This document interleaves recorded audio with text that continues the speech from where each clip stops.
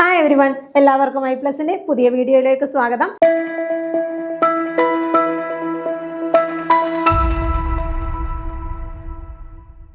കേറ്ററ്റ് 2 psychology ഭാഗത്ത് നിന്ന് ചോദിച്ചിട്ടുള്ള മുൻവർഷ ചോദ്യങ്ങളുമായിട്ടാണ് ഇന്ന് ഞാൻ വന്നിട്ടുള്ളത്. ക്വസ്റ്റ്യൻസിലേക്ക് പോയാലോ? ഫസ്റ്റ് ക്വസ്റ്റ്യൻ നോക്കാം. എന്താണ്? ശിശു കേന്ദ്രീകൃത വിദ്യാഭ്യാസത്തിന്റെ പ്രധാന തത്വങ്ങളാണ് ഏതൊക്കെയാണെന്ന് നോക്കാം. അനുഭവങ്ങളിലൂടെയുള്ള പഠനം, പ്രവർത്തനത്തിലൂടെയുള്ള പഠനം, എയും ബിയും ഇവയൊന്നുമല്ല. എന്താണ് ക്വസ്റ്റ്യൻ? ശിശു കേന്ദ്രീകൃത വിദ്യാഭ്യാസത്തിന്റെ പ്രധാന തത്വങ്ങൾ എന്താണ്? ശിശു കേന്ദ്രീകൃതം, ചൈൽഡ് സെന്റേർഡ് അല്ലെങ്കിൽ ലേണർ സെന്റേർഡ് എന്നുള്ളതാണ് അല്ലെ. ലേണർ സെന്റേർഡ് എഡ്യൂക്കേഷന്റെ പ്രധാന തത്വങ്ങൾ ഏതൊക്കെയാണെന്നാണ് ക്വസ്റ്റ്യൻ. ഏതാ നോക്കിയാലോ? എയും ബിയുമാണല്ലേ. എന്തൊക്കെയാ? അനുഭവത്തിലൂടെയുള്ള പഠനവും അതുപോലെ എന്താണ് പ്രവർത്തനത്തിലൂടെയുള്ള പഠനം, ലേണിംഗ് ബൈ ഡൂയിങ്ങും അതുപോലെ ലേണിംഗ് ബൈ ലിവിങ്ങുമാണ് അല്ലേ. അപ്പൊ ശിശു കേന്ദ്രീകൃത വിദ്യാഭ്യാസം എന്താണ്? Learner centred education. എന്താണ്? കുട്ടി സ്വന്തമായിട്ട് നോളജ് കൺസ്ട്രക്ട് ചെയ്യുക. അധ്യാപകൻ എന്താണ്? ഒരു ഫെസിലിറ്റേറ്ററിന്റെ റോളിൽ നിൽക്കുകയും കുട്ടികൾ എന്ത് ചെയ്യുന്നു? സ്വന്തമായിട്ട് നോളജ് കൺസ്ട്രക്ട് ചെയ്യുകയും ചെയ്യുന്നു. അതാണ് എന്തിനകത്ത് പറയുന്നത്? ശിശു കേന്ദ്രീകൃത വിദ്യാഭ്യാസം. അനുഭവങ്ങളിലൂടെയും പ്രവർത്തനങ്ങളിലൂടെയും എന്ത് ചെയ്യുന്നു? കുട്ടി നോളജ് കൺസ്ട്രക്ട് ചെയ്യുന്നു. ഓക്കെ, അടുത്ത ക്വസ്റ്റ്യൻ നോക്കാം. എന്താണ്? സമായോജന വ്യക്തിത്വങ്ങളുടെ സ്വഭാവം അല്ലാത്തത്. ഓപ്ഷൻസ് നോക്കാം. എന്താണ്? അവർക്ക് അവരുടെ കഴിവും കഴിവുകേടും തിരിച്ചറിയുവാനാകും. അപര്യാപ്തമായ ആഗ്രഹങ്ങളായിരിക്കും. പ്രാഥമിക ആവശ്യങ്ങൾ നിറവേറ്റപ്പെട്ടിട്ടുണ്ടാകും. വിമർശനാത്മകവും കണ്ടെത്തുന്നതുമായ മനോഭാവം ഉണ്ടാവില്ല. എന്താ ക്വസ്റ്റ്യൻ? സമായോജന വ്യക്തിത്വങ്ങൾ. എന്താണ്? വെൽ അഡ്ജസ്റ്റഡ് പേഴ്സൺ ആണ്. എന്താണ്? വെൽ അഡ്ജസ്റ്റഡ് പേഴ്സണിനെ പറ്റിയാണ് ചോദ്യം. സ്വഭാവം അല്ലാത്തത് ഏതെന്നാണ് ക്വസ്റ്റ്യൻ ശ്രദ്ധിക്കുക. സ്വഭാവം അല്ലാത്തതേത് ഏത് നോക്കിയാലോ? എന്താണ് വെൽ അഡ്ജസ്റ്റഡ് പേഴ്സൺ എന്ന് പറഞ്ഞാൽ? എന്താണ്? അവർക്ക് എന്ത് ചെയ്യുന്നു? അമിതമായ ആഗ്രഹങ്ങളൊന്നുമില്ല. കിട്ടുന്ന സാഹചര്യത്തിൽ അധികം ആഗ്രഹങ്ങളൊന്നുമില്ലാതെ സാഹചര്യത്തിനനുസരിച്ച് ജീവിക്കാൻ നമ്മൾ പറയാറില്ലേ, അത് തന്നെ. ആ ഒരു സാഹചര്യത്തിന് അധികം ആവശ്യങ്ങളോ ആഗ്രഹങ്ങളോ ഒന്നും പുറകെ പോവാതെ എന്ത് ചെയ്യുന്നു? കിട്ടുന്ന ഒരു സാഹചര്യത്തിൽ ജീവിതം മുന്നോട്ട് കൊണ്ടുപോകുന്നതാണ് എന്തെന്ന് പറയുന്നത്? ഈ സമായോജന വ്യക്തിത്വങ്ങൾ എന്ന് പറയുന്നത്. അപ്പോൾ അവരുടെ അല്ലാത്തത്, സ്വഭാവം അല്ലാത്തത് ഏതാണ്? അപര്യാപ്തമായ ആഗ്രഹങ്ങളാണ്. അവർക്ക് അങ്ങനെ ആഗ്രഹങ്ങളുണ്ടോ? ഒരുപാട് ആഗ്രഹങ്ങളുണ്ടോ? ഇല്ല. അതാണ് ഇവിടെ. അപ്പൊ എന്താണ് അല്ലാത്തത്? അപ്പൊ അവരുടെ പ്രത്യേകതകൾ എന്തൊക്കെയാണ്? അവർക്ക് അവരുടെ കഴിവും കഴിവുകേടും തിരിച്ചറിയുവാനാകും. അതുപോലെ പ്രാഥമിക ആവശ്യങ്ങൾ, അതിനാണ് അവർ പ്രാധാന്യം കൊടുക്കുന്നത്. അധികം ആവശ്യങ്ങൾക്ക് പ്രാധാന്യം കൊടുക്കുന്നുണ്ടോ? ഇല്ല. പ്രാഥമിക ആവശ്യങ്ങൾ നിറവേറ്റപ്പെട്ടിട്ടുണ്ടാകും. വിമർശനാത്മകവും കണ്ടെത്തുന്നതുമായ മനോഭാവം ഒന്നും അവർക്കുണ്ടാവില്ല. കൂടുതൽ അതിന്റെ പുറകെ പോവാറില്ല. ചെറിയൊരു സാഹചര്യത്തിൽ അവർ ജീവിതം ഇങ്ങനെ മുന്നോട്ട് കൊണ്ടുപോകുന്നു. അധികമായ ആഗ്രഹങ്ങളോ ആവശ്യങ്ങളോ ഒന്നിനും പുറകെ അവരെന്ത് ചെയ്യാറില്ല, പോകാറില്ല. ഓക്കെ, എളുപ്പമായിട്ടുള്ളൊരു ചോദ്യമാണ്. ഓക്കെ, നെക്സ്റ്റ് ക്വസ്റ്റ്യൻ നോക്കിക്കേ. കുട്ടികളുടെ പുരോഗതി നിരീക്ഷിക്കുവാനായി ഒരു അധ്യാപിക എന്ന നിലയിൽ നിങ്ങൾ ഏത് മൂല്യനിർണ്ണയ രീതിയാണ് സ്വീകരിക്കുക? ഓപ്ഷൻസ് നോക്കിക്കേ. ഡയഗ്നോസ്റ്റിക് മൂല്യനിർണ്ണയം, പ്ലേസ്മെന്റ് മൂല്യനിർണ്ണയം, സമ്മേറ്റീവ് മൂല്യനിർണ്ണയം, ഫോർമേറ്റീവ് മൂല്യനിർണ്ണയം. ഓക്കെ, എന്താണ്? കുട്ടികളുടെ പുരോഗതി നിരീക്ഷിക്കുന്നതിന് വേണ്ടിയാണ്. എന്തിനു വേണ്ടിയിട്ടാണ്? കുട്ടികളുടെ പുരോഗതി നിരീക്ഷിക്കുന്നതിന് വേണ്ടിയിട്ട് നിങ്ങൾ ഇതിൽ ഏത് മെത്തേഡ് അല്ലെ മൂല്യനിർണ്ണയ രീതി നിങ്ങൾ ചൂസ് ചെയ്യും എന്നുള്ളതാണ് ക്വസ്റ്റ്യൻ. എന്താണ്? ഡയഗ്നോസ്റ്റിക് മൂല്യനിർണ്ണയമാണോ, പ്ലേസ്മെന്റ് ആണോ, സമ്മേറ്റീവ് ആണോ, ഫോർമേറ്റീവ് ആണോ? നോക്കിയാലോ, ഏതാണ്? ഫോർമേറ്റീവ് മൂല്യനിർണ്ണയമാണ്. എന്താണ്? ഓരോന്നും എന്തൊക്കെയാണെന്ന് നോക്കാം നമുക്ക്. ഫസ്റ്റ് എന്താ? ഡയഗ്നോസ്റ്റിക് മൂല്യനിർണ്ണയം. എന്താണ്? രോഗനിർണയമായിട്ട് ബന്ധപ്പെട്ട മൂല്യനിർണ്ണയം. നമ്മൾ പഠിച്ചിട്ടില്ലേ? ഡയഗ്നോസ്റ്റിക് ടെസ്റ്റ് ഒക്കെ പഠിച്ചിട്ടില്ലേ? എന്താണ്? കുട്ടികളുടെ പരിമിതികൾ കണ്ടെത്തുന്നതിന് വേണ്ടിയിട്ടുള്ളതാണ് ഏതെന്ന് പറയുന്നത്? ഡയഗ്നോസ്റ്റിക് മൂല്യനിർണ്ണയം എന്ന് പറയുന്നത്. എന്താണ്? കുട്ടികളുടെ പരിമിതികൾ കണ്ടെത്തുന്നതുമായി ബന്ധപ്പെട്ട മൂല്യനിർണ്ണയമാണ് ഏതെന്ന് പറയുന്നത്? ഡയഗ്നോസ്റ്റിക് മൂല്യനിർണ്ണയം എന്നതുകൊണ്ട് ഉദ്ദേശിക്കുന്നത്. ഇനി എന്താണ്? പ്ലേസ്മെന്റ് മൂല്യനിർണ്ണയം. എന്താണ്? സ്ഥാനനിർണ്ണയം അല്ലേ. സ്ഥാനം, അതായത് കുട്ടികളുടെ നിലവാരം പരിശോധിച്ചിട്ട് അത് ഏത് തലത്തിലാണ് അല്ലെങ്കിൽ ഏത് ക്ലാസ്സിലാണ് ആ കുട്ടി അക്കോമഡേറ്റ് ചെയ്യേണ്ടത് എന്നുള്ള ഒരു സ്ഥാനം, പ്ലേസ്മെന്റ് നിർണ്ണയിക്കുന്നതിനുള്ള മൂല്യനിർണ്ണയമാണ് ഏത്? പ്ലേസ്മെന്റ് മൂല്യനിർണ്ണയം എന്നതുകൊണ്ട് ഉദ്ദേശിക്കുന്നത്. നെക്സ്റ്റ് എന്താണ്? സമ്മേറ്റീവ് മൂല്യനിർണ്ണയം, സംഗ്രഹാത്മക മൂല്യനിർണ്ണയം. ഓക്കെ, സംഗ്രഹാത്മക മൂല്യനിർണ്ണയമാണ് സമ്മേറ്റീവ് എന്നതുകൊണ്ട് ഉദ്ദേശിക്കുന്നത്. അതെന്താണ്? ഇപ്പോൾ ഒരു കുട്ടിക്ക് ഒരു ഒരു ക്ലാസ് കഴിയുന്നു, അല്ലെങ്കിൽ ഒരു ചാപ്റ്റർ പഠിപ്പിച്ച് തീരുന്നു, അതിനുശേഷം എന്ത് ചെയ്യുന്നു, ഒരു എക്സാം നടത്തുന്നു, അതിൻ്റെ അവസാനം എന്ത് ചെയ്യുന്നു, ഒരു എക്സാം നടത്തുന്നു. അപ്പോൾ ആ കുട്ടിയെ ഇവാലുവേറ്റ് ചെയ്യാനായിട്ട് സഹായിക്കുന്നു. അവസാനം നടത്തുന്ന ഒരു ടെസ്റ്റ് ആയിരിക്കും എന്തെന്ന് പറയുന്നത് ഈ സമ്മേറ്റീവ് അസസ്മെന്റ് അല്ലെങ്കിൽ സമ്മേറ്റീവ് മൂല്യനിർണ്ണയം എന്നതുകൊണ്ട് ഉദ്ദേശിക്കുന്നത്. നെക്സ്റ്റ് എന്താണ്, ഫോർമേറ്റീവ് ഇവാലുവേഷൻ. ഇവിടെ ആൻസർ ആയിട്ട് വരുന്ന ഏതാണ്, ഈ ഫോർമേറ്റീവ് ഇവാലുവേഷൻ അല്ലെങ്കിൽ ഫോർമേറ്റീവ് മൂല്യനിർണ്ണയം, രൂപാത്മക മൂല്യനിർണ്ണയം. എന്താണ്, രൂപാത്മക മൂല്യനിർണ്ണയമാണ് ഫോർമേറ്റീവ് ഇവാലുവേഷന്റെ മലയാളം. എന്താണ് ഫോർമേറ്റീവ് ഇവാലുവേഷൻ? ക്വസ്റ്റ്യനിൽ തന്നെ പറയുന്നുണ്ട്. എന്താണ്, കുട്ടികളുടെ പുരോഗതി നിരീക്ഷിക്കുവാനായി ഒരു അധ്യാപകൻ അധ്യാപിക എന്ന് ഉപയോഗിക്കുന്ന ഒരു ടൂളാണ് ഏതെന്ന്, മൂല്യനിർണ്ണയ രീതിയാണ് ഏതെന്ന് പറയുന്നത് ഈ ഫോർമേറ്റീവ് ഇവാലുവേഷൻ എന്നതുകൊണ്ട് ഉദ്ദേശിക്കുന്നത്. അത് എപ്പോഴാണ് നടത്തുന്നത്? ഒരു ക്ലാസ് ഇപ്പോൾ ഒരു ടീച്ചർ പഠിപ്പിച്ചുകൊണ്ടിരിക്കുകയാണെങ്കിൽ പഠിപ്പിച്ചുകൊണ്ടിരിക്കുന്നുണ്ടെങ്കിൽ ആ കുട്ടി ശ്രദ്ധിക്കുന്നതെന്ന് അറിയണ്ടേ. അപ്പം എന്ത് ചെയ്യുന്നു, ആ പഠിപ്പിച്ചതുമായി ബന്ധപ്പെട്ട ഒരു ക്വസ്റ്റ്യൻ അപ്പം തന്നെ ടീച്ചർ ചോദിക്കുകയാണ്. അപ്പോൾ ആ കുട്ടിക്ക് ആൻസർ പറയാൻ പറ്റുന്നോ ഇല്ലയോ, അത് നെഗറ്റീവായി പറയാമായിരിക്കാം, പറയത്തില്ലായിരിക്കും. അപ്പോൾ ടീച്ചറിന് അതിനെ ഇവാലുവേറ്റ് ചെയ്യാൻ പറ്റുമല്ലോ. അതാണ് ഫോർമേറ്റീവ് ഇവാലുവേഷൻ എന്ന്. പഠനത്തിനിടയ്ക്ക് കുട്ടിയെ കുട്ടികളെ ഇവാലുവേറ്റ് ചെയ്തുകൊണ്ടിരിക്കും ടീച്ചർക്ക് സാധിക്കും. അപ്പോൾ പുരോഗതിയുമായി ബന്ധപ്പെട്ട ഒരു മൂല്യനിർണ്ണയം ചോദിച്ചാൽ അത് ഏതാണ്, ഫോർമേറ്റീവ് ഇവാലുവേഷൻ ആണ്. അപ്പോൾ ഏതൊക്കെ മൂല്യനിർണ്ണയ രീതികൾ ഉണ്ടെന്നും അതെന്തൊക്കെയാണെന്നും ഡീറ്റെയിൽ ആയിട്ട് നോക്കി വെക്കുക. ഓക്കെ, നെക്സ്റ്റ് ക്വസ്റ്റ്യൻ നോക്കാം. താഴെ പറയുന്നവയിൽ ഫലവത്തായ അധ്യാപകൻ അല്ലാത്തത് ഏതെന്നാണ് ക്വസ്റ്റ്യൻ. ഓക്കെ, ഓപ്ഷൻസ് നോക്കിക്കേ. വളരെ താല്പര്യത്തോടെ അധ്യാപനം ചെയ്യുന്ന അധ്യാപകൻ. നെക്സ്റ്റ് എന്താ, നൂതന ബോധന രീതികൾ അവലംബിക്കുന്ന അധ്യാപകൻ. ക്ലാസ്സിനെ നിയന്ത്രിക്കാതെ അധ്യാപനത്തിൽ മാത്രം ശ്രദ്ധ കേന്ദ്രീകരിക്കുന്ന അധ്യാപകൻ. പാഠഭാഗം പഠിപ്പിച്ച് തീർക്കുന്നതിനേക്കാൾ അവ മാത്രം മനസ്സിലാക്കുന്നതിൽ ഊന്നൽ നൽകുന്ന അധ്യാപകൻ. എന്താണ് ഫലവത്തായ അധ്യാപകൻ അല്ലാത്തത് ഏതാണ്? ഓപ്ഷനിൽ നിന്ന് തന്നെ മനസ്സിലാവും. എന്താണ്, ക്ലാസ്സിനെ നിയന്ത്രിക്കാതെ അധ്യാപനത്തിൽ മാത്രം ശ്രദ്ധ കേന്ദ്രീകരിക്കുന്നു അല്ലേ. പഠിപ്പിച്ച മാത്രം മതിയോ? പഠിപ്പിക്കുന്നത് മാത്രമാണോ ഒരു അധ്യാപകന്റെ ജോലി? അല്ലേ, അല്ലല്ലോ. അപ്പൊ എല്ലാ മേഖലയിലും, കുട്ടികളുമായിട്ടുള്ള എല്ലാ മേഖലകളിലും കുട്ടികളെ അതിന്റെ കഴിവുകൾ വർദ്ധിപ്പിക്കുന്നതിന് വേണ്ടിയിട്ട് എന്തൊക്കെ ചെയ്യാൻ ഒരു അധ്യാപകന് പറ്റുമോ അതെല്ലാം ചെയ്യുന്ന ഒരാളായിരിക്കണം ആരെന്ന് പറയുന്നത്, അധ്യാപകൻ എന്ന് പറയുന്നത്. അല്ലാതെ പാഠഭാഗം മാത്രം പഠിപ്പിച്ചിട്ട് കാര്യമുണ്ടോ? ഇല്ല. അപ്പൊ എന്തൊക്കെയാണ്, താല്പര്യത്തോടെ അധ്യാപനം ചെയ്യുന്നത് ആളായിരിക്കണം. പിന്നെന്താ, നൂതന ബോധന രീതികൾ അവലംബിക്കുന്ന ആളായിരിക്കണം.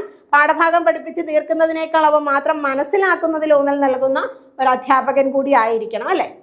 ഓക്കെ, അടുത്ത ക്വസ്റ്റ്യൻ നോക്കാം. സ്വയം വിലയിരുത്തലിന്റെ ഭാഗമായി കുട്ടികൾ ലേണിംഗ് കർവ് വരയ്ക്കുന്ന വേളയിൽ ഭൂരിഭാഗം കുട്ടികളുടെ ഗ്രാഫിലും സമപീഠസ്ഥലികൾ കൂടുതലായി കാണപ്പെട്ടു. താഴെ പറയുന്നവയിൽ ഏറ്റവും അനുയോജ്യമായ കാരണം ഏതെന്നാണ് ക്വസ്റ്റ്യൻ. ഓപ്ഷൻസ് നോക്കിക്കേ.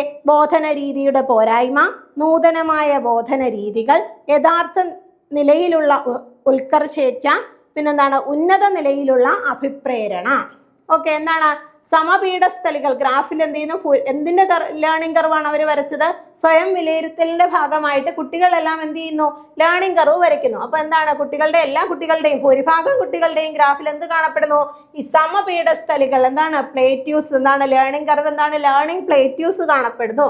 അതെന്താണ് കാരണം എന്നുള്ളതാണ് ക്വസ്റ്റ്യൻ. നോക്കിയാലോ, എന്താണ് ബോധന രീതിയുടെ പോരായ്മയാണ് പറയുന്നത്. എന്താണ് ബോധന രീതിയുടെ പോരായ്മ എന്ന് പറയുമ്പം ഒരു കുട്ടിയാണ് പഠിക്കുന്നില്ലെങ്കിൽ, അല്ലെങ്കിൽ ഒന്നോ രണ്ടോ കുട്ടികൾക്കാണ് ഇത് കാണുന്നുണ്ടെങ്കിൽ എന്ത് പറയാൻ പറ്റും? ആ കുട്ടികളുടെ കുഴപ്പമാണെന്ന് പറയാം. അത് പഠിക്കാത്തത് കൊണ്ടായിരിക്കാം എന്ന് നമുക്ക് പറയാം.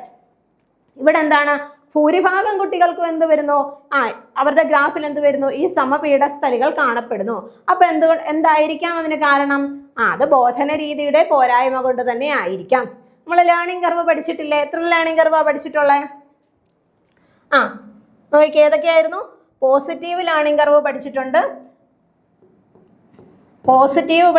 പിന്നെ ഏതാ, നെഗറ്റീവ് ലേണിംഗ് കർവ് പഠിച്ചിട്ടുണ്ട്, പിന്നെന്താ സ്ട്രെയിറ്റ് ലൈൻ ലേണിംഗ് കർവ്, അതുപോലെ ലേണിംഗ് പ്ലേറ്റ്യൂസ് പഠിച്ചിട്ടുണ്ടല്ലേ. പോസിറ്റീവ് എന്ന് പറയുമ്പോൾ എന്തായിരുന്നു?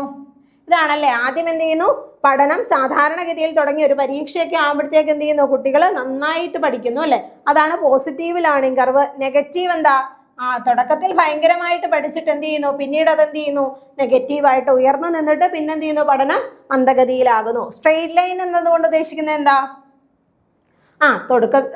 തുടങ്ങിയപ്പോഴും ഇപ്പോഴും എന്ത് ചെയ്യുന്നു, സ്ട്രെയിറ്റ് ആയിട്ട് തന്നെ പഠനം മുന്നോട്ട് കൊണ്ടുപോകുന്നു. ഇനി ലേണിംഗ് പ്ലേറ്റ്യൂ എന്നതുകൊണ്ട് ഉദ്ദേശിക്കുന്നത് എന്താ? ലേണിംഗ് പ്ലേറ്റ്യൂസ് എന്നതുകൊണ്ട് ഉദ്ദേശിക്കുന്നത് എന്താണ്? തുടക്കം ഭയങ്കരമായിട്ട് പഠിക്കുന്നു, പിന്നീട് എന്ത് ചെയ്യുന്നു, ഇങ്ങനെ സമമായിട്ട് പോകുന്നു, പിന്നെ എന്ത് ചെയ്യുന്നു, പഠനം ഉയർന്നു പോകുന്നു. അതാണ് ലേണിംഗ് പ്ലേറ്റ്സ് എന്നതുകൊണ്ട് ഉദ്ദേശിക്കുന്നത്. ഇതാണ് ഇവിടെ കുട്ടികളുടെ എല്ലാ ഒരു ഗ്രാഫിലും എന്താണ് കാണപ്പെടുന്നത്, ഈ ഒരു ഇതാണ് സമപീഠസ്ഥലികൾ കൂടുതലായിട്ട് കാണപ്പെടുന്നു. ഓക്കെ, അപ്പൊ ലേണിംഗ് കർവ് നോക്കി, ഈ ഒരു ക്വസ്റ്റ്യനായിട്ട് ബന്ധപ്പെട്ട കാര്യങ്ങൾ നോക്കി. കിട്ടിയില്ലേ? അടുത്ത ക്വസ്റ്റ്യനിലേക്ക് പോവാം.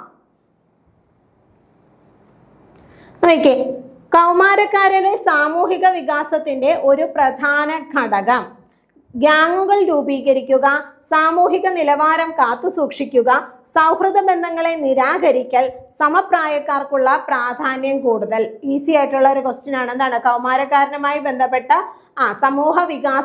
സാമൂഹ്യ വികാസത്തിന്റെ ഒരു പ്രധാന ഘടകം ഏതെന്നാണ് ക്വസ്റ്റ്യൻ. ഏതാണ്? സമപ്രായക്കാർക്കുള്ള പ്രാധാന്യം അല്ലെ. ആ ഒരു ഏജിൽ പോകുന്ന കുട്ടികളെ സംബന്ധിച്ച് എന്തായിരിക്കും, അവർ കൂടുതൽ പ്രാധാന്യം കൊടുക്കുന്നത് ആർക്കായിരിക്കും? പിയർ ഗ്രൂപ്പ്സിനായിരിക്കും. അവരുടെ സമപ്രായക്കാരായിട്ടുള്ള കൂട്ടുകാർ, മാതാപിതാക്കളെക്കാളിലും കൂടുതൽ പ്രാധാന്യം ആർക്ക് കൊടുക്കുന്നുണ്ട്? അവരുമായിട്ട് കൂടുതൽ ഇടപഴകുവാനും കൂടുതൽ കുട്ടികളുമായിട്ട് കൂട്ടുകൂടാനും അവരോട് കാര്യങ്ങൾ ഷെയർ ചെയ്യാനും അല്ലെ. വീട്ടുകാരെക്കാളിലും കൂടുതൽ ആർക്ക് പ്രാധാന്യം കൊടുക്കുന്നുണ്ട്? കൂട്ടുകാർക്ക് പ്രാധാന്യം കൊടുക്കുന്ന ഒരു കാലഘട്ടമാണെന്ന് പറയുന്നത് ഈ കൗമാരപ്രായം എന്ന് പറയുന്നത്. അപ്പോൾ സമപ്രായക്കാർക്കുള്ള പ്രാധാന്യമാണ് അവരുടെ സാമൂഹിക വികാസത്തിൽ ഏറ്റവും കൂടുതൽ പ്രാധാന്യം കൊടുക്കുന്നതും കിട്ടുന്നതും ഏത് ഭാഗത്തു നിന്നായിരിക്കും? അവരുടെ പിയർ ഗ്രൂപ്പ്സിൽ നിന്നായിരിക്കും, അല്ലെങ്കിൽ സമപ്രായക്കാരിൽ നിന്നുമായിരിക്കും അല്ലേ. ഓക്കെ, അടുത്ത ക്വസ്റ്റ്യൻ നോക്കിയേ. താഴെ പറയുന്നവയിൽ ഒരു ട്രെയ്റ്റ് ആയി കണക്കാക്കാവുന്നത് ഏതെന്നാണ് ക്വസ്റ്റ്യൻ. സംഗീതത്തിലുള്ള താല്പര്യം, സസ്യാഹാരത്തോടുള്ള പ്രിയം, ഒരു സംഘത്തെ നയിക്കാനുള്ള കഴിവ്, ഫാഷൻ വസ്ത്രങ്ങളോടുള്ള ഭ്രമം. എന്താണ് ട്രെയ്റ്റ് എന്ന് പറഞ്ഞാൽ? എന്താണ്? ഒരു സ്വഭാവ ഗുണമാണ് അല്ലേ. എന്താണ്? ഒരു സ്വഭാവ ഗുണമാണ് ട്രെയ്റ്റ് എന്നതുകൊണ്ട് ഉദ്ദേശിക്കുന്നത്. അപ്പൊ ഇവിടെ ഒരു സ്വഭാവ ഗുണമായിട്ട് പറയുന്നത് എന്തായിരിക്കാം? എന്താണ്? സംഗീതത്തിലുള്ള താല്പര്യം ഒരു സ്വഭാവ ഗുണമാണോ? അത് അവനവന്റെ തന്നെ ഒരു കഴിവാണല്ലേ. സസ്യാഹാരത്തോടുള്ള പ്രിയം, അതുപോലെ ഒരു സംഘത്തെ നയിക്കാനുള്ള കഴിവോ, അത് ഒരാളുടെ ഗുണമാണെങ്കിൽ കൂടി അതെന്താണ്? ഒരു ട്രെയ്റ്റ്, ഒരു സ്വഭാവ ഗുണമായിട്ട് നമുക്ക് പറയാവുന്നതല്ലേ. എന്താണ്? ഒരു സ്വഭാവ ഗുണമായിട്ട് പറയാവുന്നതാണ് എന്ത്? ഒരു സംഘത്തെ നയിക്കാനുള്ള കഴിവ് എല്ലാവർക്കും കാണുമോ? ഇല്ല. ആ ഒരു സ്വഭാവ ഗുണം എല്ലാവരിലും കാണുന്നതാണോ? അല്ല. അപ്പൊ ഒരു ട്രെയ്റ്റ് ആയി പരിഗണിക്കാവുന്നത് ഏതാണ്? ഇവിടെ ഏതാണെന്ന് ചോദിച്ചാൽ ഏതാണ്? ഒരു സംഘത്തെ നയിക്കാനുള്ള കഴിവിനെ എന്തെന്ന് പറയാം? ഒരു ട്രെയ്റ്റ് ആയിട്ട് കാണാം. ഓക്കെ, നമ്മൾ പേഴ്സണാലിറ്റി ട്രെയ്റ്റ്സ് പഠിച്ചിട്ടില്ലേ? ആരുടെയാണ് പേഴ്സണാലിറ്റി ട്രെയ്റ്റ്സ് പഠിച്ചത്? ആരുടെയാ പഠിച്ചിട്ടുള്ളത്? ഗോർഡൻ ആൽപോർട്ടിന്റെ പേഴ്സണാലിറ്റി ട്രെയ്റ്റ് പഠിച്ചിട്ടില്ലേ? എന്തൊക്കെയായിരുന്നു അതിനകത്ത് പറയുന്നത്? ആരാണ്? ഗോർഡൻ ആൽപോർട്ടിന്റെ എന്ത് പഠിച്ചിട്ടുണ്ട്? പേഴ്സണാലിറ്റി ട്രെയ്റ്റ്സ് പഠിച്ചിട്ടുണ്ട്. ഏതൊക്കെയായിരുന്നു പേഴ്സണാലിറ്റി ട്രെയ്റ്റ്സ്? 3 ട്രെയ്റ്റ്സ് അദ്ദേഹം പറഞ്ഞിട്ടില്ലേ? ഏതൊക്കെ ട്രെയ്റ്റ്സാ പഠിച്ചിട്ടുള്ളത്? കാർഡിനൽ, പിന്നെന്താ? Central, secondary. എന്തൊക്കെയാണ്? കാർഡിനൽ, സെൻട്രൽ ട്രെയ്റ്റ് പഠിച്ചു. പിന്നെന്താണ്? സെക്കൻഡറി ട്രെയ്റ്റ്സ് പഠിച്ചു. ആരുടെയാണ്? ഗോർഡൻ ആൽപോർട്ടിന്റെ പേഴ്സണാലിറ്റി ട്രെയ്റ്റ്സ് പഠിച്ചു. എന്താ അതിനകത്ത്? സ്വഭാവ ഗുണങ്ങളെ പറ്റിയാണ് പഠിച്ചത്. എന്താണ് കാർഡിനൽ ട്രെയ്റ്റ് എന്ന് പറയുന്നത്? എന്താണ്? മറ്റു വ്യക്തികളുടെ സ്വഭാവങ്ങൾ നമ്മളുടെ ജീവിതത്തെ തന്നെ സ്വാധീനിക്കുവാണെങ്കിൽ, ആരുടെയെങ്കിലും ജീവിതം ഒരു എക്സാമ്പിൾ പറയുവാണെങ്കിൽ എന്താ? ഇപ്പൊ ഒരു മദർ തെരേസയുടെ ജീവിതം കണ്ടിട്ട് അവരുടെ ഒരു ജീവിത കഥ നമ്മളിൽ നന്നായിട്ട് സ്വാധീനിക്കുന്നുണ്ടെങ്കിൽ അതെന്താണ്? ഒരു കാർഡിനൽ ട്രെയ്റ്റ് ആണ്. നമ്മുടെ ജീവിതത്തെ തന്നെ സ്വാധീനിക്കുന്നുണ്ടെങ്കിൽ അതെന്താണ്? കാർഡിനൽ ട്രെയ്റ്റിന് ഉദാഹരണമാണ്. ഓക്കെ, പിന്നെന്താണ് സെൻട്രൽ ട്രെയ്റ്റ് എന്നതുകൊണ്ട് ഉദ്ദേശിക്കുന്നത്? എന്താണ് സെൻട്രൽ ട്രെയ്റ്റ് എന്നതുകൊണ്ട് ഉദ്ദേശിക്കുന്നത്? ഒരാളുടെ സ്വഭാവ ഗുണങ്ങൾ, എന്തെങ്കിലും ഒരു സ്വഭാവ ഗുണങ്ങളാണ് നമ്മളൊരു വ്യക്തിയിൽ പറയും. ഇപ്പൊ ഒരാളെ കാണുകയാണെങ്കിൽ അയാൾ നല്ല ബുദ്ധിമാനാണ്, അയാൾക്ക് നല്ല ബുദ്ധിയുള്ള കൂട്ടത്തിലാണ്, അല്ലെങ്കിൽ അയാൾ എന്താ സത്യസന്ധനായിട്ടുള്ള ഒരു വ്യക്തിയാണ്, നമ്മൾ പറയാറില്ലേ? ഒരാളെ കാണുമ്പോൾ അങ്ങനെ പറയാറില്ലേ? അല്ലെങ്കിൽ നന്നായിട്ട് പഠിക്കുന്ന ഒരു കുട്ടിയാണ്. എന്തെങ്കിലും ഒരു കാര്യങ്ങളുമായിട്ട് കണക്ട് ചെയ്ത് നമ്മളൊരു വ്യക്തിയെ പറയുകയാണെങ്കിൽ, ഓക്കെ, എന്തെങ്കിലും ഒരു പ്രത്യേക സ്വഭാവ ഗുണങ്ങളുമായിട്ട് കണക്ട് ചെയ്ത് പറയുകയാണെങ്കിൽ അതെന്തായിരിക്കും? സെൻട്രൽ ട്രെയ്റ്റ് ആയിരിക്കും. ഇനി എന്താണ് സെക്കൻഡറി ട്രെയ്റ്റ് എന്നതുകൊണ്ട് ഉദ്ദേശിക്കുന്നത്? പ്രത്യേക സാഹചര്യത്തിനെ അടിസ്ഥാനമാക്കി സ്വഭാവ ഗുണങ്ങൾ അനലൈസ് ചെയ്യുകയാണ്. ഇപ്പൊ എന്താണ്? ഒരു ഇഷ്ടപ്പെട്ട വസ്ത്രം കാണുമ്പോൾ, അല്ലെങ്കിൽ ഇഷ്ടപ്പെട്ട ഭക്ഷണം കാണുമ്പോൾ ഒരു വ്യക്തിക്ക് ഒരു സ്വഭാവ ഗുണങ്ങൾ പ്രത്യക്ഷപ്പെടത്തില്ലേ? അതാണ്. അത് പ്രത്യേക സാഹചര്യത്തിന് അടിസ്ഥാനമാക്കിയാണ് സ്വഭാവ ഗുണം മനസ്സിലാക്കുന്നതിൽ. അതെന്താണ്? സെക്കൻഡറി ട്രെയ്റ്റിന് ഉദാഹരണമാണ്. ഇപ്പൊ ഗോർഡൻ ആൽപോർട്ടിന്റെ എന്ത് പഠിച്ചു? പേഴ്സണാലിറ്റി ട്രെയ്റ്റ് പഠിച്ചു.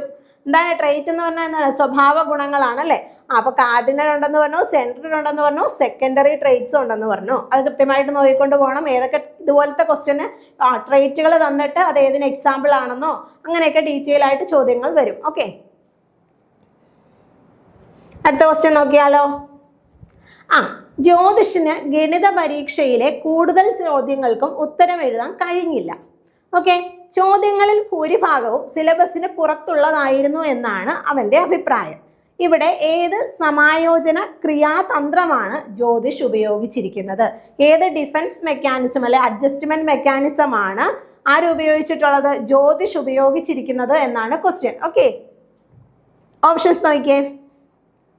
അനുപൂരണം, ദമനം, യുക്തീകരണം, ഉദാത്തീകരണം. ഇവിടെ എന്താണ് ക്വസ്റ്റ്യൻ? എന്താണ്? ജ്യോതിഷിന് എന്താണ് ഗണിത പരീക്ഷയിലെ കൂടുതൽ ചോദ്യങ്ങൾക്ക് എന്ത് സാധിച്ചില്ല? ഉത്തരം എഴുതാൻ സാധിച്ചില്ല. അവൻ അതിന്റെ കാരണം പറഞ്ഞത് എന്താണ്? എല്ലാ ക്വസ്റ്റ്യനും എന്തായിരുന്നു? ഭൂരിഭാഗം ക്വസ്റ്റ്യൻസ് എന്തായിരുന്നു? സിലബസിന് പുറത്തുനിന്നാണ് ക്വസ്റ്റ്യൻസ് കൂടുതലും വന്നതെന്നാണ് ആര് പറഞ്ഞത്? ഒരു കാരണമായി ജ്യോതിഷ് പറഞ്ഞത്. അതിവിടെ ഏത് ക്രിയാതന്ത്രമാണ് ജ്യോതിഷ് ഉപയോഗിച്ചിരിക്കുന്നതെന്നാണ് ക്വസ്റ്റ്യൻ. ഓക്കെ, നോക്കാം. ഏതാണ്? യുക്തീകരണമാണ്. ഏതാണ്? യുക്തീകരണം. നമുക്ക് ഡിഫൻസ് മെക്കാനിസം എന്താ പറയുന്നത്? നമ്മുടെ ആഗ്രഹങ്ങൾ അല്ലെങ്കിൽ എന്താണ് നമ്മുടെ പരാജയങ്ങളൊക്കെ നമുക്ക് പ്രത്യക്ഷത്തിൽ കാണിക്കാൻ ആഗ്രഹമുണ്ടോ? ഇല്ല. അതൊക്കെ ഒഴിവാക്കാൻ വേണ്ടി, അതൊക്കെ എന്താണ് മറച്ചു വെക്കാൻ വേണ്ടി നമ്മൾ ഉപയോഗിക്കുന്ന തന്ത്രങ്ങളാണ് ഏതെന്ന് പറയുന്നത്? ഈ ഡിഫൻസ് മെക്കാനിസം അല്ലെങ്കിൽ സമായോജന ക്രിയാതന്ത്രങ്ങൾ എന്ന് പറയുന്നത്. അതിനെ നമുക്ക് ഡീറ്റെയിൽ ആയിട്ട് നോക്കിയാലോ? പ്രധാനമായിട്ടും എത്ര ക്രിയാതന്ത്രങ്ങളാണ് അല്ലെങ്കിൽ സമായോജന ക്രിയാതന്ത്രങ്ങളാണ് നമ്മൾ പഠിച്ചിട്ടുള്ളത്? 9 എണ്ണമാണ് അല്ലേ? ഏതൊക്കെയായിരുന്നു? ഒന്നേതാണ്? നിഷേധം, ദമനം, യുക്തീകരണം, ഉദാത്തീകരണം, അനുപൂരണം, പ്രക്ഷേപണം, താദാത്മീകരണം, പശ്ചാത്ഗമനം, ആക്രമണം. Denial, repression, rationalisation, sublimation, compensation, projection, identification, പിന്നെന്താ? Regression, aggression. ഓരോ നോക്കിയാലോ? ഫസ്റ്റ് എന്താ പറയുന്നത്? നിഷേധം. അതായത് നമുക്ക് എന്ത് ചെയ്യുന്നു? നമുക്ക് ഇഷ്ടമില്ലാത്ത കാര്യങ്ങളോട് നിഷേധപരമായ ഒരു ആറ്റിറ്റ്യൂഡ് നമ്മൾ പ്രകടമാക്കുന്നു. ഇപ്പോൾ ഒരാളെ നമുക്ക് ഇഷ്ടമല്ല അല്ലെങ്കിൽ അയാളോട് സംസാരിക്കുന്നതിന് താല്പര്യമില്ല എങ്കിൽ നമ്മളോട് അയാൾ സംസാരിക്കാൻ വരുവാണെങ്കിൽ നമ്മൾ എന്ത് ചെയ്യുന്നു? വരുന്നുണ്ട്, നമ്മളിനി സംസാരിക്കാൻ എനിക്ക് താല്പര്യമില്ല, അപ്പോൾ കാണാത്ത പോലെ അങ്ങ് നടന്നു പോകുന്നു. അല്ലെങ്കിൽ അയാൾ സംസാരിക്കുന്നത് കേൾക്കുന്ന രീതി കൊടുക്കാതെ നമ്മൾ അങ്ങ് നടന്നു പോകുന്നു. ആ ഒരു നിഷേധപരമായ ആറ്റിറ്റ്യൂഡ് ശരിയാണോ? നല്ല രീതിയാണോ നമ്മൾ ചെയ്യുന്ന? അല്ല. പക്ഷെ അതെന്ത് ചെയ്യുന്നു? ആ ഒരു ആറ്റിറ്റ്യൂഡ് കാണിച്ചു പോകുന്ന ആ ഒരു തന്ത്രമാണ് ഏതെന്ന് ഉദ്ദേശിക്കുന്നത്? ഈ നിഷേധം എന്ന ഒരു ക്രിയാതന്ത്രം അല്ലെങ്കിൽ സമായോജന തന്ത്രം അല്ലെങ്കിൽ ഡിഫൻസ് മെക്കാനിസം എന്നതുകൊണ്ട് ഉദ്ദേശിക്കുന്നത്. ഓക്കെ, അത് ആ പേരിൽ നിന്ന് തന്നെ നിങ്ങൾക്ക് കിട്ടുമല്ലോ. പിന്നെ എന്താണ്? റിപ്രഷൻ, ദമനം. എന്താണ് ദമനം എന്നതുകൊണ്ട് ഉദ്ദേശിക്കുന്നത്? റിപ്രഷൻ എന്ന് പറയുമ്പോൾ നമ്മൾ എന്ത് ചെയ്യുന്നു? നമുക്ക് ഒരുപാട് പരാജയങ്ങളോ അല്ലെങ്കിൽ എന്തെങ്കിലും നമ്മുടെ മാനസികമായിട്ട് നമ്മളെ തളർത്തുന്ന കുറേ കാര്യങ്ങളുണ്ടാവും. അത് നമ്മളിങ്ങനെ മനസ്സിലിങ്ങനെ പൂഴ്ത്തി വെച്ചിട്ട് നമ്മൾ അതിങ്ങനെ ആലോചിച്ച് നടക്കും. അത് നല്ല രീതിയാണോ? ഏറ്റവും ഡേഞ്ചറസ് ആയിട്ടുള്ള അല്ലെങ്കിൽ എന്താണ് സമായോജന ക്രിയാതന്ത്രങ്ങളിൽ ഏറ്റവും ഡേഞ്ചറസ് ആയിട്ടുള്ള ഒന്നാണ് ഈ ദമനം എന്ന് പറയുന്നത്. അതായത് നമ്മളെ മാനസികമായിട്ട് ശാരീരികമായും നമ്മളെ അതിന് തളർത്തിക്കൊണ്ടിരിക്കും അല്ലേ? പക്ഷെ അത് നമ്മൾ അങ്ങനെ പൂഴ്ത്തി വെക്കാൻ പാടുണ്ടോ? അത് തന്നെ നമ്മുടെ മനസ്സിൽ ഇങ്ങനെ സൂക്ഷിച്ചിരിക്കാൻ പാടുണ്ടോ? ഇല്ല. അത് ആരോടെങ്കിലും പറഞ്ഞു തീർക്കുകയോ അങ്ങനെ എന്താ ചെയ്യേണ്ടതെന്ന് വെച്ചാൽ അത് ചെയ്യുകയാണ് വേണ്ടത്. പക്ഷെ എന്ത് ചെയ്യുക? ഇങ്ങനെ നമ്മുടെ ആ ഒരു വിഷമം അല്ലെങ്കിൽ വിഷമിപ്പിക്കുന്ന എന്തെങ്കിലും ഒരു കാര്യം നമ്മൾ ഇങ്ങനെ മനസ്സിൽ സൂക്ഷിച്ച് പിന്നെ ഓർത്ത് ഇങ്ങനെ ഇരിക്കും. അത് നമ്മുടെ ഭാവിയിൽ അതെന്തായിട്ട് ബാധിക്കും? നെഗറ്റീവായിട്ട് ബാധിക്കും അല്ലേ? അതാണ് എന്തിനാ ദമനം അല്ലെങ്കിൽ റിപ്രഷൻ എന്നതുകൊണ്ട് ഉദ്ദേശിക്കുന്നത്. നെക്സ്റ്റ് എന്താ? യുക്തീകരണം, റാഷണലൈസേഷൻ. നമ്മൾ ക്വസ്റ്റ്യനിൽ തന്നെ ജ്യോതിഷിന്റെ കാര്യം പറഞ്ഞു അല്ലേ? എന്താണ്? അവന്റെ പരാജയം, അവന്റെ ക്വസ്റ്റ്യൻ ഒന്നും എഴുതാൻ പറ്റി. ഭൂരിഭാഗം ക്വസ്റ്റ്യൻ എന്ത് ചെയ്തില്ല? അവൻ എഴുതിയില്ല. അതിനവൻ എന്താ പറഞ്ഞേ? അത് പുറത്തുനിന്ന് സിലബസിന് പുറത്തുനിന്ന് വന്ന ക്വസ്റ്റ്യൻ ആണെന്നാണ് ആര് പറഞ്ഞത്? ജ്യോതിഷ് പറഞ്ഞത്. അതായത് തന്റെ പരാജയമോ അല്ലെങ്കിൽ കഴിവുകേടൊക്കെ എന്ത് ചെയ്യുന്നു? തെറ്റായ കാരണങ്ങൾ കാട്ടി ന്യായീകരിക്കുന്നു. ഓക്കെ, ജ്യോതിഷ് എന്താ ചെയ്തേ? അവൻ പഠിക്കാത്തത് കൊണ്ടാണ് ജ്യോതിഷിന് മാർക്ക് കിട്ടാഞ്ഞത്. പക്ഷെ ജ്യോതിഷ് എന്ന് പറഞ്ഞു? സിലബസിന് പുറത്തുനിന്ന് വന്ന ക്വസ്റ്റ്യൻസ് ആയതുകൊണ്ടാണ് എനിക്ക് എഴുതാൻ പറ്റാഞ്ഞത് എന്നുള്ള ഒരു തെറ്റായ കാരണം കാട്ടി അവന് ജ്യോതിഷ് എന്ത് ചെയ്തു? അതിനെ മറച്ചു വെച്ചു, മാറ്റി. അതാണ് എന്തെന്ന് പറയുന്നത്? യുക്തീകരണം എന്നതുകൊണ്ട് ഉദ്ദേശിക്കുന്നത്. ഓരോന്നും നമ്മൾ ഡീറ്റെയിൽ ആയിട്ട് പഠിക്കണം. അതിൻ്റെ എക്സാമ്പിൾ സഹിതം പഠിച്ചു വെച്ച് കഴിഞ്ഞാൽ നമുക്ക് ഇത് എക്സാമ്പിൾ തന്നിട്ടായിരിക്കും എക്സാമിന് ക്വസ്റ്റ്യൻ വരുന്നത്. അപ്പോൾ നമുക്ക് അത് ഡീറ്റെയിൽ ആയിട്ട് പഠിച്ചെങ്കിൽ മാത്രമേ എന്ത് ചെയ്യാൻ പറ്റൂ? ആൻസർ കിട്ടാൻ പറ്റത്തുള്ളൂ. ഓക്കെ, നെക്സ്റ്റ് എന്താ? ഉദാത്തീകരണം, സബ്ലിമേഷൻ എന്നതുകൊണ്ട് ഉദ്ദേശിക്കുന്നത് എന്താണ്? നമ്മൾ 4 പറഞ്ഞോ? നിഷേധം, ദമനം, യുക്തീകരണം വരെ പറഞ്ഞു. ഇനി എന്താണ്? സബ്ലിമേഷൻ. സബ്ലിമേഷൻ എന്നതുകൊണ്ട് ഉദ്ദേശിക്കുന്നത് എന്താണ്? ഉദാത്തീകരണം. അതായത് നമ്മുടെ എന്തെങ്കിലും മാനസികമായിട്ടുള്ള നിരാശകളോ അല്ലെങ്കിൽ നമ്മുടെ എന്തെങ്കിലും ഒരു പ്രത്യേക സ്വഭാവം അത് ഓർത്തുകൊണ്ടിരുന്ന് കഴിഞ്ഞാൽ നമുക്കത് എന്ത് ചെയ്യും, നമ്മളെ നെഗറ്റീവായിട്ട് ബാധിക്കും. അപ്പോൾ അത് സമൂഹവുമായി കണക്ട് ചെയ്ത് നമ്മളതിനെ മാറ്റാൻ ശ്രമിക്കുന്നു. അതാണ് സബ്ലിമേഷൻ എന്നതുകൊണ്ട് ഉദ്ദേശിക്കുന്നത്. ഇപ്പോൾ ഒരു പണക്കാരനായ ഒരു വ്യക്തിയാണ്, പക്ഷേ അയാൾക്ക് എന്താണ്, മക്കളില്ല. അയാൾ എന്ത് ചെയ്യുന്നു, അത് ഓർത്ത് വിഷമിച്ചിരിക്കാനാണെങ്കിൽ അദ്ദേഹത്തിന് അതല്ലേ പറ്റത്തുള്ളൂ. അപ്പോൾ അതെന്ത് ചെയ്യുന്നു, അദ്ദേഹം അതിനെ ഇപ്പോൾ ഒരു പാവപ്പെട്ട കുട്ടികളെ വളർത്താനോ അവർക്ക് സഹായം നൽകാനോ അവർക്ക് വേണ്ടി സേവനങ്ങൾ ചെയ്യാനോ ആ ഒരു ജീവിതം അങ്ങനെ മാറ്റി വെക്കുന്നു. അതെന്തിന് ഉദാഹരണമാണ്, ഈ ഉദാത്തീകരണം അല്ലെങ്കിൽ സബ്ലിമേഷൻ. അല്ലെങ്കിൽ ഇപ്പം എന്താ, ഭയങ്കര ദേഷ്യപ്പെടുന്ന ഒരു വ്യക്തി, എപ്പോഴും അയാൾക്ക് ദേഷ്യപ്പെടുന്ന ഒരു ആറ്റിറ്റ്യൂഡാണ് ഉള്ളതെങ്കിൽ അയാൾ എന്ത് ചെയ്യുന്നു, അതൊരു നെഗറ്റീവ് അല്ലേ. അയാൾ അത് മാറ്റി വെക്കാൻ വേണ്ടി, അത് മറച്ചു വെക്കാൻ വേണ്ടി എന്ത് ചെയ്യുന്നു, ഇപ്പം അദ്ദേഹം ഒരു കായിക താരമാണെങ്കിൽ, ഒരു കായിക മേഖല കൈകാര്യം ചെയ്യുന്ന ഒരാളാണെങ്കിൽ എന്ത് ചെയ്യുന്നു, ആ ഒരു ഫീൽഡിലേക്ക് ദേഷ്യത്തെ എന്ത് ചെയ്യുന്നു, മാറ്റുന്നു, അവിടെ പ്രകടിപ്പിക്കുന്നു, ആ ഒരു ഫീൽഡിൽ പ്രകടിപ്പിക്കുന്നു. അത് നല്ല കാര്യമാണോ? അല്ല. ഓക്കെ, അതാണ് ഉദാത്തീകരണം എന്നതുകൊണ്ട് ഉദ്ദേശിക്കുന്നത്. ഇനി അനുപൂരണം, കോമ്പൻസേഷൻ. എന്താണ് അനുപൂരണം?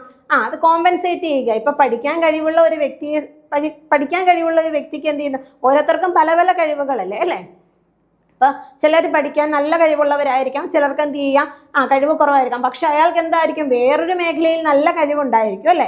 അപ്പോൾ അതാണ് പറയുന്നത്, ഇപ്പോൾ പഠന മേഖലയിൽ കുറച്ച് പുറകോട്ടുള്ള ഒരാൾ കായിക മേഖലയിൽ കൂടുതൽ കഴിവ് തെളിയിക്കുന്ന ഒരു വ്യക്തിയാണെങ്കിൽ ആ ഒരു കഴിവ്, അങ്ങനെ ഒരു മേഖലയിലെ കുറവ് എന്ത് ചെയ്യുന്നു, മറ്റൊരു മേഖലയിൽ നികത്തിയെടുക്കുന്നു. അതാണ് ഏതെന്ന് പറയുന്നത്, അനുപൂരണം എന്നതുകൊണ്ട് ഉദ്ദേശിക്കുന്നത്. നെക്സ്റ്റ് എന്താണ്, പ്രക്ഷേപണം, പ്രൊജക്ഷൻ. എന്താണ് പ്രൊജക്ഷൻ എന്ന് പറയുന്നത്? എന്താണ്, നമ്മുടെ കഴിവുകേടുകൾ, പരാജയങ്ങളൊക്കെ മറ്റൊരാളിൽ ചുമത്തുന്നു. എന്താണ്, മറ്റൊരാളിൽ ചുമത്തുന്നതിനെയാണ് എന്തെന്ന് പറയുന്നത്, ഈ പ്രക്ഷേപണം അല്ലെങ്കിൽ പ്രൊജക്ഷൻ. ഇപ്പം എന്താണ്, പരീക്ഷയ്ക്ക് മാർക്ക് കുറവാണ്, അതെന്താണ്, ടീച്ചർ പഠിപ്പിച്ചില്ല, അതുകൊണ്ടാണ് എനിക്ക് മാർക്ക് കിട്ടാഞ്ഞത്. ടീച്ചർ നന്നായിട്ട് പഠിപ്പിച്ചിരുന്നെങ്കിൽ എനിക്ക് നല്ലപോലെ മാർക്ക് കിട്ടിയേനെ അതായത് ഒരാളെ ചുമത്തുകയാണ്. അല്ലെങ്കിൽ ക്വസ്റ്റ്യൻ തെറ്റായിരുന്നു, അല്ലെങ്കിൽ ടീച്ചറൊന്നും പഠിപ്പിക്കാത്ത ക്വസ്റ്റ്യനാണ് വന്നത്, അങ്ങനെ ഒരാളുടെ മേലിൽ തൻ്റെ പരാജയം ചുമത്തുകയാണെങ്കിൽ അതിനെ എന്തെന്ന് പറയാം, പ്രക്ഷേപണം അല്ലെങ്കിൽ പ്രൊജക്ഷൻ എന്ന് പറയാം. ഇനി എന്താണ്, താദാത്മീകരണം അല്ലെങ്കിൽ ഐഡന്റിഫിക്കേഷൻ. എന്താണ് താദാത്മീകരണം അല്ലെങ്കിൽ ഐഡന്റിഫിക്കേഷൻ? അതെന്താണ് പറയുന്നത്? അതെന്ന് പറഞ്ഞു കഴിഞ്ഞാൽ ഇപ്പം ഒരാൾക്ക് പരാജയമാണ്, എന്താണ്, വിദ്യാഭ്യാസപരമായിട്ടോ അല്ലെങ്കിൽ കായികപരമായിട്ടൊക്കെ തൻ്റെ പരാജയമാണ്. പക്ഷെ അത് പരാജയത്തെ മറച്ചു വെക്കാനായിട്ട് എന്ത് ചെയ്യുന്നു, നല്ല വിജയ മേഖലകളെ അയാൾ ചൂസ് ചെയ്യുന്നു, അതിൽ മുന്നോട്ട് പോകുന്നു. ഇപ്പോൾ എന്താ, പഠനത്തിൽ പിന്നോക്കം നിൽക്കുന്ന ഒരു വ്യക്തിയാണ്, അല്ലെങ്കിൽ കായിക മേഖലയിൽ പിന്നോക്കം നിൽക്കുന്ന ഒരു വ്യക്തിയാണെങ്കിൽ ആ ഒരു പരാജയം മാറ്റി വെക്കാൻ അയാൾ എന്ത് ചെയ്യുന്നു, വിജയപരമായ കാര്യങ്ങൾ. ഇപ്പം എന്താണ്, കായികം, ഇപ്പോൾ ഓരോ സിനിമാക്കാരുടെ ഫാൻസ് എന്നൊക്കെ പറയത്തില്ലേ, അതുപോലെ അവരുടെ വിജയങ്ങൾ സന്തോഷമാക്കിക്കൊണ്ട് നടക്കുന്ന ഒരു വ്യക്തി. എന്താണ്, തൻ്റെ പരാജയം മറച്ചു വെക്കാനായിട്ട് മറ്റുള്ളവരുടെ വിജയത്തെ എന്ത് ചെയ്യുന്നു, സന്തോഷമാക്കിക്കൊണ്ട് മുന്നോട്ട് പോകുന്നതാണ് എന്തെന്ന് പറയുന്നത്, താദാത്മീകരണം എന്ന് പറയുന്നത്. പശ്ചാത്ഗമനം, റിഗ്രഷൻ എന്ന് പറഞ്ഞു കഴിഞ്ഞാൽ ഇപ്പം എന്ത് ചെയ്യുന്നു, ഒരു കുട്ടിയെ സംബന്ധിച്ച് ഒരു കുട്ടിയോട് ഇപ്പം പഴയ പോലെ അച്ഛനും അമ്മയും എന്ത് കാണിക്കുന്നില്ല, ഒരു കൂടുതലും മിണ്ടുന്നില്ല, അല്ലെങ്കിൽ കളിക്കാൻ കൂടുന്നില്ല. അപ്പം കുട്ടി എന്ത് ചെയ്യുന്നു, പഴയകാല സ്വഭാവം പണ്ട് മിണ്ടുന്ന പോലെ, കുഞ്ഞിനെ പോലെ സംസാരിക്കുന്നു, കുഞ്ഞിനെ പോലെ അച്ഛ അമ്മ എന്നൊക്കെ വിളിക്കുന്നു. അങ്ങനെ ഒരു ഇത് വരുമ്പോൾ അപ്പം എന്ത് ചെയ്യും, കൂടുതൽ അവരെ ഇങ്ങോട്ട് അടുപ്പിക്കാൻ വേണ്ടിയിട്ടല്ലേ മുൻകാല രീതികളെ കൊണ്ട്, മുൻകാല രീതികൾ ഉപയോഗിക്കുന്നു. അതാണ് എന്തെന്ന് പറയുന്നത്, പശ്ചാത്ഗമനം എന്നതുകൊണ്ട് ഉദ്ദേശിക്കുന്നത്. നെക്സ്റ്റ് എന്താണ്, ആക്രമണം, അഗ്രഷൻ. ആക്രമണം എന്ന് പറയുന്നത് പ്രത്യക്ഷമുണ്ട്, പരോക്ഷമുണ്ട്. ഇപ്പോൾ ഒരു കുട്ടി ഒരാളെ അടിക്കുകയോ വഴക്ക് പറയുകയോ, മറ്റൊരു കുട്ടി ഫ്രണ്ട്സ് തന്നെ ആയിക്കോട്ടെ, അവർ തമ്മിൽ എന്ത് ചെയ്യുന്നു, വഴക്ക് കൂടുന്നു. അപ്പോൾ എന്ത് ചെയ്യുന്നു, തിരിച്ചൊരാൾ പ്രതികരണമായിട്ട് എന്ത് ചെയ്യുന്നു, അയാളെ അടിക്കുകയോ ഇടിക്കുകയോ ചെയ്യുന്നു. അതാണ് പ്രത്യക്ഷ ആക്രമണം എന്ന് പറയുന്നത്. പരോക്ഷം എന്ന് പറഞ്ഞാൽ എന്താ, ഇപ്പം അച്ഛനൊരു കുട്ടിയെ വഴക്ക് പറഞ്ഞു, അതിൻ്റെ മകനെ വഴക്ക് പറഞ്ഞുവെങ്കിൽ അച്ഛനോട് ആ ദേഷ്യം തീർക്കാതെ എന്ത് ചെയ്യുന്നു, അപ്പുറത്തിരുന്ന ഗ്ലാസ് എടുത്ത് എറിഞ്ഞ് പൊട്ടിക്കുകയാണ് ആ കുട്ടി. അപ്പം അതെന്താണ്, ഒരു പരോക്ഷമായ ആക്രമണത്തിന് ഉദാഹരണമാണ്. ഈ 9 സമായോജന ക്രിയാതന്ത്രങ്ങളും എന്താണ്, ശരിയായ രീതിയിലുള്ള കാര്യങ്ങളാണോ? അത് ശരിയായ നമുക്ക് കുട്ടികൾ എന്ത് ചെയ്യുന്നു, കുട്ടികളായാലും മുതിർന്നവരായാലും അത് ഉപയോഗിക്കുന്നത് എന്തിനു വേണ്ടിയിട്ടാണ്, ഓരോ കാര്യങ്ങളിൽ നിന്ന് രക്ഷപ്പെടുന്നതിന് വേണ്ടിയിട്ടാണ് ഇതെല്ലാം ഉപയോഗിക്കുന്നത്. അതൊന്നും ശരിയായ രീതികളിലല്ല ഫോളോ ചെയ്യുന്നത്. ഓക്കെ, ഇനി അടുത്ത ക്വസ്റ്റ്യൻ നോക്കാം. എന്താണ്, നിങ്ങളുടെ ക്ലാസ്സിലെ ഒരു കുട്ടി നിങ്ങളുടെ വിഷയത്തിൽ പിന്നോക്കം പോയാൽ നിങ്ങൾ എന്തു ചെയ്യും? എന്താണ് ഓപ്ഷൻസ് നോക്കാം. പരിഹാരബോധനം നൽകുക, സഹപാഠികൾ വഴിയുള്ള പഠനം അവലംബിക്കുക, മറ്റു കുട്ടികളുടെ സമയം നഷ്ടപ്പെടാതിരിക്കാൻ വേണ്ടി അവരെ അവഗണിക്കുക, അധ്യാപന വേഗത കൂട്ടി അവൻ്റെ ഗ്രഹണശേഷി കൂട്ടാൻ ശ്രമിക്കുക. എന്താണ്, നിങ്ങളുടെ ക്ലാസ്സിലെ കുട്ടി പഠനത്തിൽ എന്ത് ചെയ്യുന്നു, പിന്നോക്കം നിൽക്കുകയാണ്. അപ്പം നമുക്ക് എന്ത് ചെയ്യാം, ഒരു ടീച്ചർ എന്ന നിലയിൽ എന്താണ് ചെയ്യാൻ പറ്റുക എന്നുള്ളതാണ് ക്വസ്റ്റ്യൻ. നോക്കിയാലോ, എന്താണ് പരിഹാര ബോധനം നൽകുക അല്ലേ? കുട്ടികൾക്ക് കൂടുതൽ എന്ത് ചെയ്യുക, ആ വിഷയത്തിനെ പറ്റി പറഞ്ഞു കൊടുക്കുക, എങ്ങനെയൊക്കെ അതിന്റെ വിഷമതകൾ പരിഹരിക്കാം, അതിനു വേണ്ടി എന്തൊക്കെ ചെയ്യാൻ പറ്റുമോ അതെല്ലാം ചെയ്യുക. ഓക്കെ, അടുത്ത ക്വസ്റ്റ്യൻ നോക്കിയേ. താഴെ പറയുന്നവയിൽ കുട്ടികളുടെ വൈകാരിക വികസനവുമായി ബന്ധപ്പെട്ടത് ഏതെന്നാണ് ക്വസ്റ്റ്യൻ. ഓപ്ഷൻസ് നോക്കിയേ. Snellen's chart, Bridges chart, flow chart, rebus picture. Okay, ഏതാണ് കുട്ടികളുടെ വൈകാരിക വികസനവുമായി ബന്ധപ്പെട്ടത് ഏതെന്നാണ് ക്വസ്റ്റ്യൻ. ഓക്കെ, ആൻസർ ഏതാണ് വരുന്നത്? ബ്രിഡ്ജസ് ചാർട്ടാണ്. എന്താണ് ബ്രിഡ്ജസ് ചാർട്ട് എന്ന് പറഞ്ഞാൽ? എന്താ, ഒരാളുടെ വൈകാരിക വികസനവുമായി ബന്ധപ്പെട്ട കാര്യങ്ങൾ ചാർട്ട് ചെയ്യുന്നതാണ് ഏതെന്ന് പറയുന്നത് ബ്രിഡ്ജസ് ചാർട്ട് എന്ന് പറയുന്നത്. വില്യം ബ്രിഡ്ജസ് എന്ന വ്യക്തിയാണ് എന്ത് ഇൻട്രൊഡ്യൂസ് ചെയ്തത്? ഈ ബ്രിഡ്ജസ് ചാർട്ട് ഇൻട്രൊഡ്യൂസ് ചെയ്തത്. എന്താണ്, ഒരു കുട്ടിയുടെ വൈകാരിക വികസനവുമായി ബന്ധപ്പെട്ട കാര്യങ്ങൾ ചാർട്ട് ചെയ്യുന്നതാണ് ബ്രിഡ്ജസ് ചാർട്ട് എന്ന് പറയുന്നത്. സ്നെല്ലൻസ് ചാർട്ട് എന്താണ്? ഐ ടെസ്റ്റ്, കണ്ണുമായിട്ട് ബന്ധപ്പെട്ട ടെസ്റ്റുകളൊക്കെയാണ്. ഫ്ലോ ചാർട്ട് അറിയാലോ. പിന്നെന്താ, റേബസ് പിക്ചർ, എന്തെങ്കിലും സിമ്പിൾ ഒക്കെ വെച്ച് ചാർട്ടുകൾ തയ്യാറാക്കുന്നതാണ് എന്തെന്ന് പറയുന്നത് റേബസ് പിക്ചർ എന്ന് പറയുന്നത്. അപ്പോൾ ബ്രിഡ്ജസ് ചാർട്ട് നന്നായിട്ട് നോക്കി വെക്കുക. ഓക്കെ, അപ്പോൾ നമ്മൾ 10 ക്വസ്റ്റ്യൻസ് ഡിസ്കസ് ചെയ്തു. ഇത് പ്രീവിയസ് ആയിട്ട് ചോദിച്ചിട്ടുള്ള ക്വസ്റ്റ്യൻസ് ആണ്. അപ്പോൾ അതുമായിട്ട് ബന്ധപ്പെട്ട കാര്യങ്ങൾ നമ്മൾ പറഞ്ഞു. അപ്പോൾ അത് ഡീറ്റെയിൽ ആയിട്ട് നോക്കി വെക്കുക. Okay, thank you.